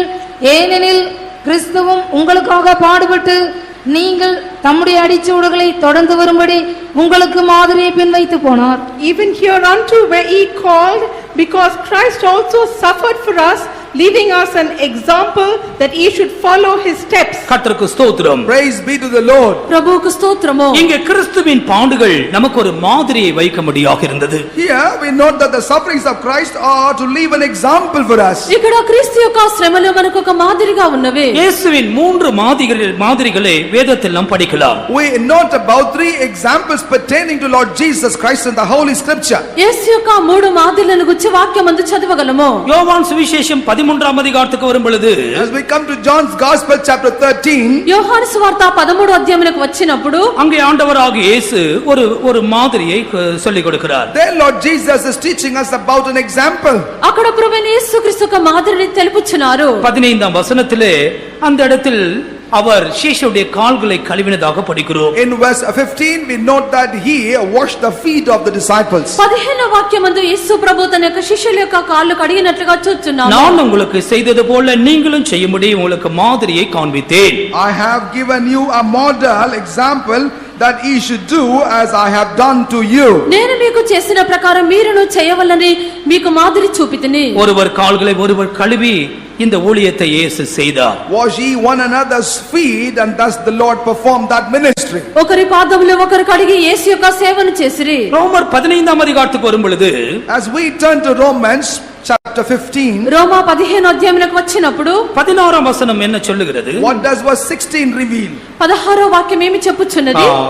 15:6ல நம்ம என்ன படிக்கிறோம்? What do we read in 15 verse 6? 15:6 వాక్యము. கிறிஸ்து இயேசுவுடைய மாதிரியின்படி நீங்கள் ஏக சிந்தை உள்ளவர்களாக இருங்கள். Be of one mind according to the example of Lord Jesus Christ. యేసుక్రీస్తు యొక్క మాదిరి ప్రకారము మీరు ఏకభావం గలవారై ఉండవలెను. அவர் தன் பிதாவோடு ஒன்றாய் இருந்தார். He was one with his Father. అతడు తండ్రితో ఏకమై ఉండెను. பிதா குமாரன் பரிசுத்த ஆவியானவரை பிரிக்க முடியாது. It is the Father, Son and the Holy Spirit are inseparable. తండ్రి కుమారుడు పరిశుద్ధాత్మను విభజించలేము. அவர் ஐக்கியத்திற்கு மாதிரியாக இருந்தார். He is the model for unity and fellowship. వారి సహవాసమునకు ఐక్యతకు మాదిరిగా ఉండెను. பேதுரு அப்போஸ்தலன் சொல்லும் பொழுது பாடுகளுக்கு மாதிரியை வைத்து போனார். As Saint Peter was writing, he said, Lord Jesus left an example for sufferings. అపోస్తలుడైన పేతురు చెప్పినప్పుడు శ్రమలకు మాదిరిని ఉంచి వెళ్ళెను. பாடுபட்டு மாதிரியை வைத்து போயிருக்கிறார். Yes, having suffered, he left an example for us.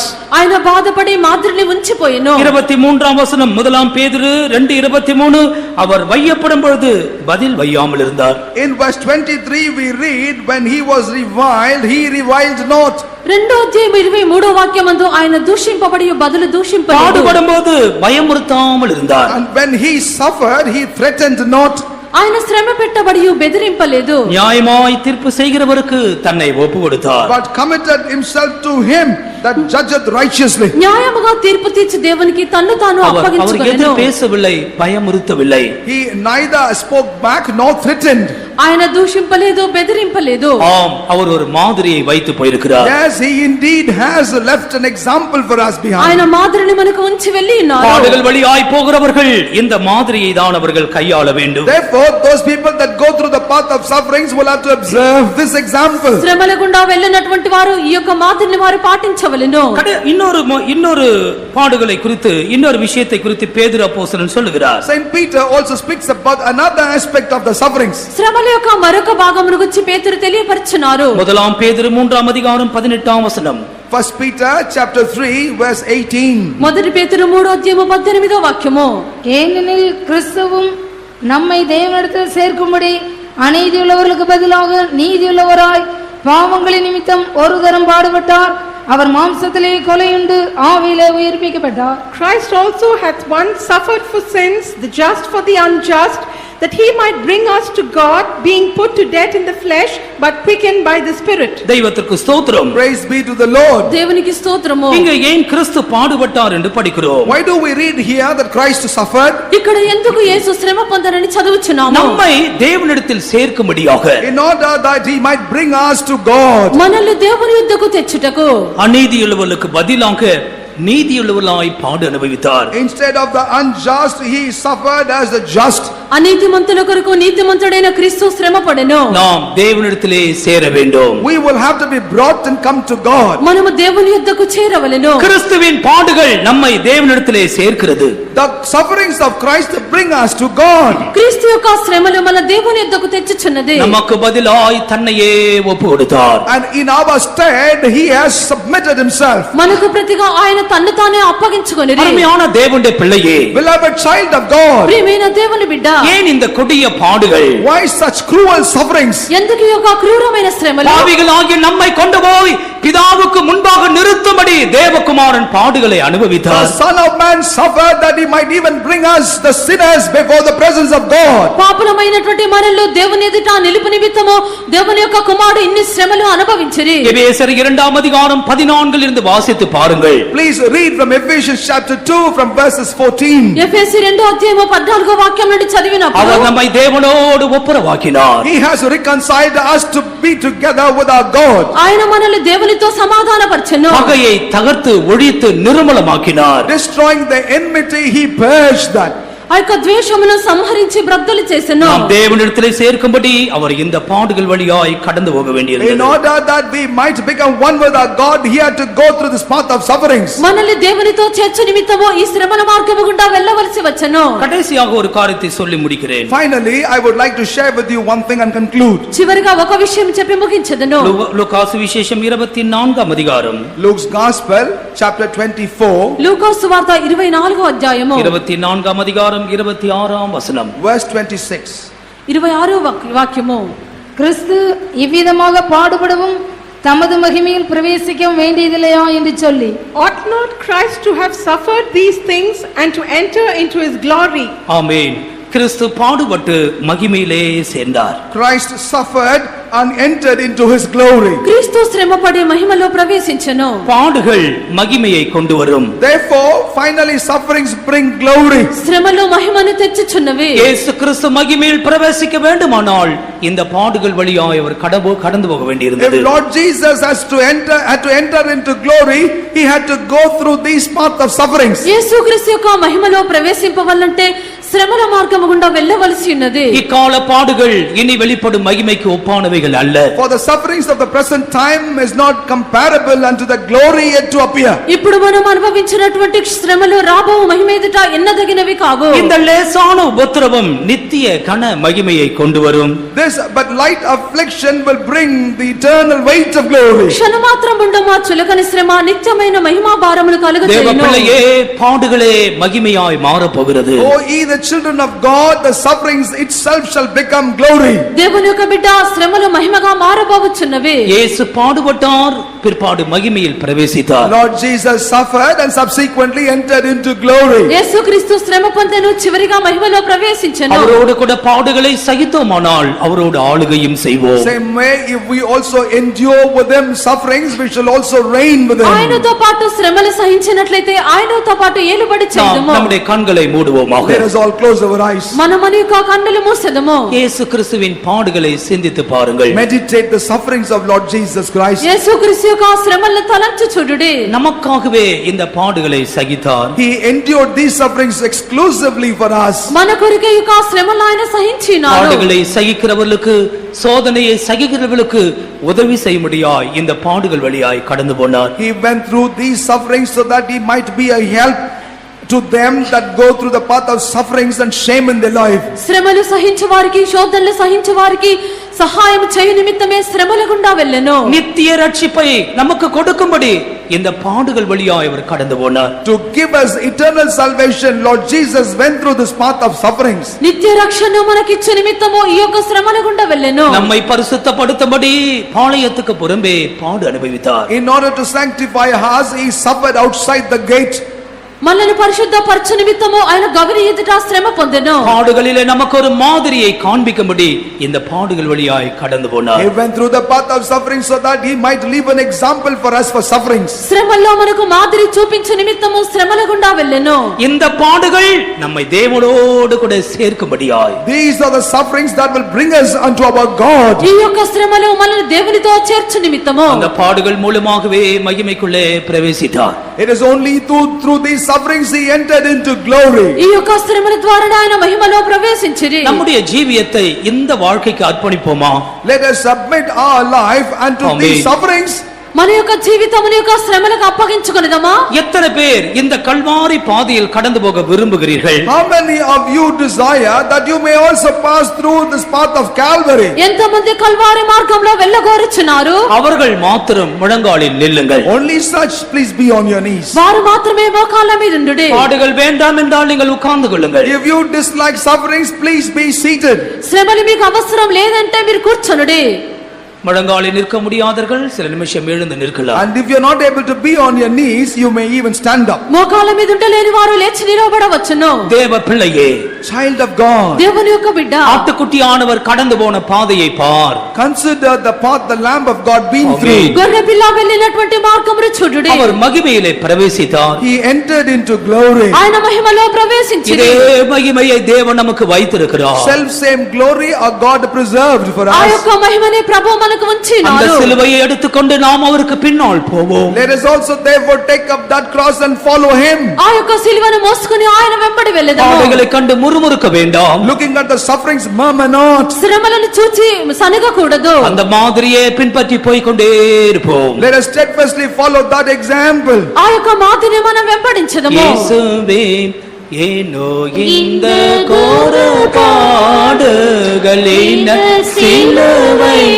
மரமீதில் எனக்காகவும் இயேசுவே, ஏனோ இந்த கோர பாடுகளின்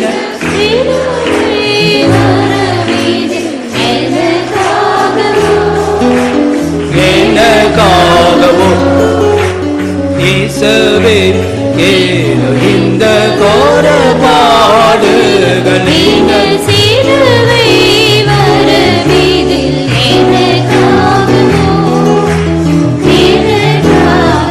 ஆமென். ஜீசஸ் போகும் பலியாகவும்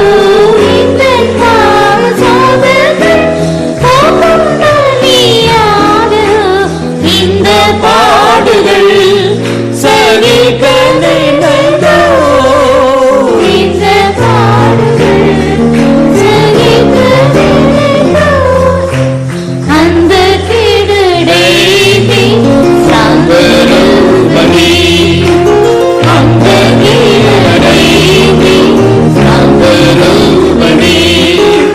இயேசுவே, ஏனோ இந்த கோர பாடுகளின் சிலுவை மரமீதில் எனக்காகவும்.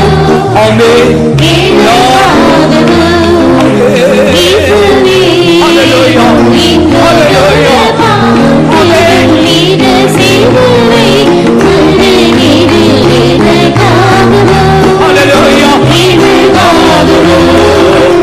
இயேசுவே, ஏனோ இந்த கோர பாடுகளின் சிலுவை மரமீதில் எனக்காகவும். இயேசுவே,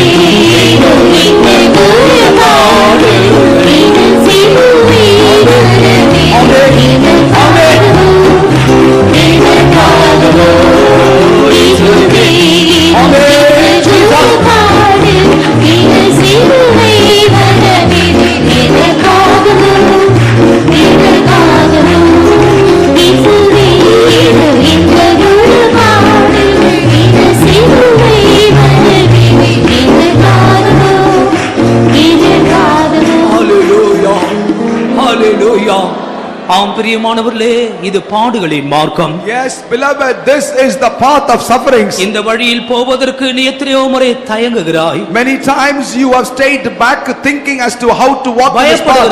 பயப்படுகிறாய். You are afraid. தேவகுமாரன் உன்னை பலப்படுத்துகிறார். But the Son of Man strengthen you. இந்த பாதையில் தான் நான் போக வேண்டியிருக்கிறது. You are called to go through this path. இக்கால பாடுகள் இனி வரப்போகிற மகிமைக்கு ஒப்பிடத்தக்கவை இல்லை. The trials of the present time cannot be compared to the coming weight of 10 glory. நாள் 10 நாள் உபத்திரவம். These are only 10 days of tribulations. உன்னுடைய உபத்திரவம் 10 நாள் Your உபத்திரவம். tribulation is only for 10 days. உனக்கு வருகிறது லேசான உபத்திரவம். For the tribulation that come unto you is but light. ஆனால் தேவன் ஆயத்தமாக்கி இருக்கிற மகிமையை பார். But consider the glory that God had prepared for you. பாடுகளே அந்த மகிமைக்கு நம்மை கொண்டு போய் சேர்க்கும். These are the sufferings that will bring us to the glory. பாடுகள் வழியாய் மகிமைக்குள்ளே பிரவேசித்தார். Lord Jesus through the path of suffering entered glory. கிறிஸ்துவின் சரீரமாகிய சபையே, Oh, ye the body of Christ the church, பாடுகளுக்கு நம்மை ஒப்புக்கொடுப்போமாக. let us submit unto suffering. இயேசு கிறிஸ்துவின் சிலுவையை நேசிப்போமாக.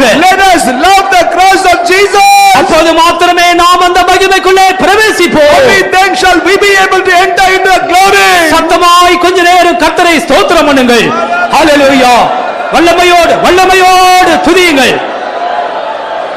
இக்கால பாடுகள் எளிதல்லவோ, இனி வரும் மகிமைக்கு ஒப்பாகுமோ. ஹalleluya, ஹalleluya. ஹalleluya.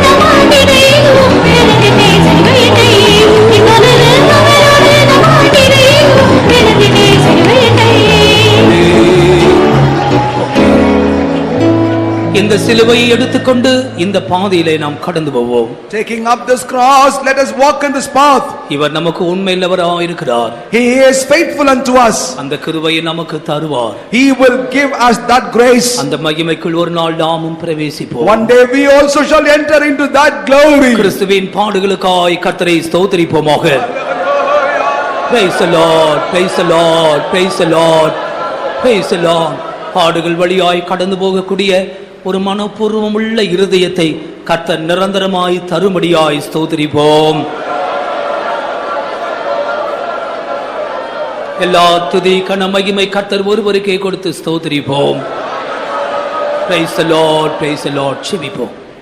அன்பான பிதாவே, ஆசீர்வதிக்கப்பட்டதான நல்ல வேளைக்காக நாங்களுமே துதிக்கிறோம். உலகமெங்கும் கர்த்தாவே உம்முடைய பாடுகளை குறித்து தியானிக்கும் போது நாங்களும் கர்த்தாவே உம்முடைய பாடுகளை தியானிக்கவும் மே ஆராதிக்கவும் உங்களுடைய மகிழவும் சந்தோஷப்படும். கத்திரங்களுக்கு உதவிச்சு எப்படினால ஸ்தோத்திரம். கத்திரங்களுக்கு தந்த எல்லா ஆசீர்வாதங்களுக்காய் ஸ்தோத்திரம் கர்த்தாவே. ஆராதனை ஒவ்வொரு பாதையிலும் நிராவிக்கலாக மாற்றின அப்படினால ஸ்தோத்திரம். கர்த்தருடைய ஆவியினருடைய மத்தியிலே அசிவாடி கிரியை செய்து கொண்டிருந்தபடினால ஸ்தோத்திரம் கர்த்தாவே. நீர் எங்களோடு பேசினதான நல்ல ஆலோசனைகளுக்காக நன்றியோடுமே துதிக்கிறோம். உடைய பாடுகளை நாங்கள் தியானிக்குவோம், வசனத்தின் மூலமாக ஒன்றோடு அறிந்து கொள்வோம். கத்திரங்கு தேய்ச்சி அப்படினால ஸ்தோத்திரங்க தாவே. நீர் யார் மூலமாக கத்தாவை பாடுகளுக்குள்ளே போனீர் என்று நாங்கள் கேட்டோம். பிசாசினால கத்தா பல பாடுகளுக்குள்ளே போனீர். ஆனாலும் கத்தா பிசாசுடைய தலையை நசுக்கி நீர் ஜெயம் அடித்தீரே, எமக்கு ஸ்தோத்திரம். சொந்த ஜனத்தினால கத்தாவை பல பாடுகள் பட்டீர். ஆனாலும் இந்த ஜனத்தை நேசித்தீர் ஆண்டவரே. நாங்களும் இந்த நாட்களில் எங்களுக்கு வருகிறான பாடுகளை அருண்மனமாக கத்தாவை அவர்களை நேசிக்க கத்திர ஒரு குதைச்சவனும் பிரஜாதியாரால் கத்தா நீர் பாடுபட்டீர் ஆண்டவரே. எங்களுக்கும் அப்படிப்பட்டதான பாடுகள் வரும்போது நாங்கள் அந்த இடத்துல சாட்சியா ஜீவிக்க கத்திர எங்களுக்கு உதவிச்சவனுமே. சீஷர் மூலமாக உமக்கு பாடுகள் வந்தது கத்தாவே. அந்த யூதாசுமை காட்டி கொடுத்தான், பேதுரு மறுதளித்தான், மற்ற சீஷர்கள் உம்மை விட்டு ஓடி போனார்கள். நீ தனிமையாக ஆகப்பட்டீர். அப்படிப்பட்டதான தனிமையான சந்தர்ப்பங்கள் வரும்போதும் கத்தா நாங்கள் சந்தோஷமாய் சகிக்க உதவிச்சவனுமே. பிதாவாகிய தேவன் உம்மை கத்தாவே பாடுகளுக்கு உட்படுத்தினீரே. அப்படிப்பட்டதான பாடுகள் வழியாக நீர் கடந்து சென்றீர். எதற்காக நீர் அந்த பாடுகள் வழியாக கடந்து சென்றீர் என்று நாங்கள் அறிந்தோம் ஆண்டவரே. தாவே நாங்கள் கத்தாவே ஆண்டவரே நித்திய ரட்சிப்பை அடையும்படியாக கத்தாவே பல பாடுகளை சகிக்கும்படியாக சோதனை உண்டாக கடந்து செல்லும்படியாக கத்தாவே ஆண்டவரே நீர் இந்த பாடுகள் வழியாக கடந்து சென்றீர் ஆண்டவரே. நாங்களும் பரிசுத்தமாக்கப்படும்படியாக கத்தாவே இந்த பாடலுக்குள்ளாய் நீர் கடந்து சென்றீர் கத்தாவே. நித்திய கத்தாவே ஆண்டவரே அந்த மகிமையை பெற்றுக்கொள்ளும்படியாக ஆண்டவரே மகிமையான ராஜ்யத்திலே போய் உம்மை சந்திக்கும்படியாக அதற்காக நீர் கத்தா பல விதமான பாடல் வழியாக கடந்து சென்றீர் என்பதை நாங்கள் அறிந்தோம்.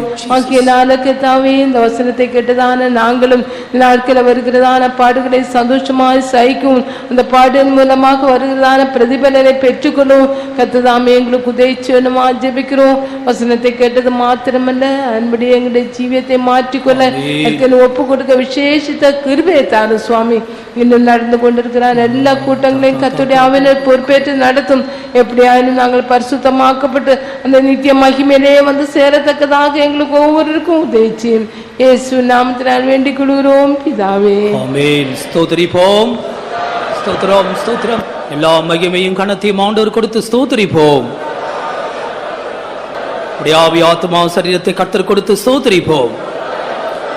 கர்த்தராகிய இயேசு கிறிஸ்துவின் கிருபையும் பிதாவாகிய தேவனுடைய அன்பும் பரிசுத்தமுடைய ஐக்கியமும் நம்மோடும் சகல பரிசுத்தவான்களோடு வருகை மட்டும் இருப்பதாக. ஆமென். ஹல்லேலூயா ஹல்லேலூயா ஹல்லேலூயா. எல்லாருக்கும் ஸ்தோத்திரம். கர்த்தர் உங்களை ஆசீர்வதிப்பாராக.